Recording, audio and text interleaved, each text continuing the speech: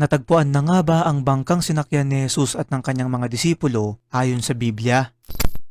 Mga kaibigan, nito lamang August 22 ay naglabas ng panayam sa Daily Mail ang biblical archaeology expert na si Danny Herman patungkol sa isang discovery na pinaniniwalaang siyang sinakyang bangka ni Jesus kasama ng kanyang mga disipulo nung baybayin nila ang dagat ng Galilea 2,000 taon na ang nakakaraan. Isa ito sa pinakasikat na kwento sa Biblia kung saan pinahinto ni Jesus ang napakalakas na bagyo nung mga oras na yun at siya ay naglakad sa tubig na nagpatibay lalo sa pananampalataya sa kanya nung kanyang mga disipulo.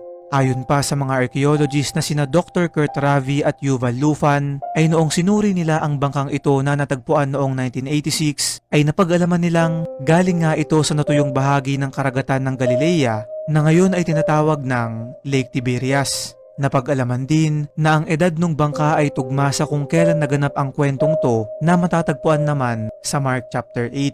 Sa ngayon ay patuloy pang pinag-aaralan yung bangka at wala pang eksaktong kasagutan kaya naman ang bagay na to ay isa pa ring hiwaga sa ating lahat.